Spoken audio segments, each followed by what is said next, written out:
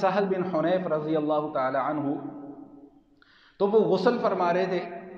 تو ان کے جسم کا کچھ حساب، ظاہری بات ہے دیہاتوں میں آپ جب جاتے ہیں تو اس میں وہ غسل خانے بھی ایسے ہوتے ہیں جن کے منڈیریں چھوٹی ہوتی ہیں۔ اب تو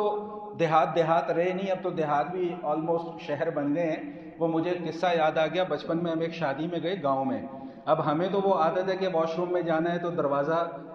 بند کرنا ہے، اور دروازہ بند نہ کرو اور ایسے واش روم میں چلے جاؤ، تو میرے لیے تو بھائی بڑا مشکل ہو جاتا ہے۔ اب وہاں پہ وہ دروازے کا تو رواج ہی نہیں ہوتا تھا دیہاتوں میں،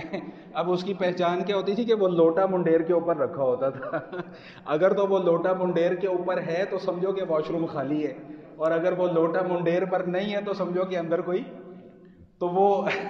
اب وہ غسل فرما رہے تھے تو چھوٹا منڈیر تھا، تو ایک اور صحابی وہاں سے گزرے، عامر بن ربیعہ رضی اللہ تعالیٰ عنہ۔ اب سہل بن حنیف جو تھے ان کا جسم بہت خوبصورت تھا، گورا چٹا بدن، تو عامر بن ربیعہ نے ان کو دیکھ کر یہ کہا کہ او ہو، میں نے تو آج تک ایسا خوبصورت جسم والا دیکھا ہی کوئی نہیں۔ بس ادھر ان کی زبان سے یہ الفاظ نکلنے تھے کہ وہ سہل بن حنیف غش کھا کے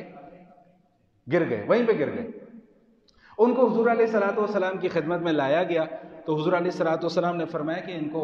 نظر لگی ہے، اور پھر آس پاس کے لوگوں سے پوچھا کہ تمہیں کوئی گمان ہے کسی شخص کے متعلق کہ کس کی نظر لگی ہے؟ انہوں نے کہا جی عامر بن ربیعہ نے ان کے متعلق یہ الفاظ کہے تھے۔ حضور نے عامر بن ربیعہ رضی اللہ تعالیٰ عنہ کو بلایا، پہلے تو ان کو ڈانٹا، یہ بھی حضور کی تربیت کا انداز تھا، حدیث کے الفاظ ہیں کہ سخت ان کو سست کہا کہ تم نے غلط کیا، اللہم بارک لہو نہیں کہہ سکتے تھے کہ یا اللہ اس کا جسم تو نے اتنا خوبصورت عطا فرمایا، یا اللہ اس کو برکت عطا فرمایا، یہ دعا نہیں تم دے سکتے تھے، تم نے یہ کیوں کہا کہ کتنا خوبصورت اس کا جسم تھا؟ پھر اب حضور نے علاج کیا بتلایا؟ علاج یہ بتلایا کہ ان سے کہا کہ اپنا چہرہ دھو عامر بن ربیعہ سے، اپنے ہاتھ دھو، اپنے پاؤں دھو، اور اس سے جو پانی باقی بچا وہ سہل بن حنیف رضی اللہ تعالیٰ عنہ کے اوپر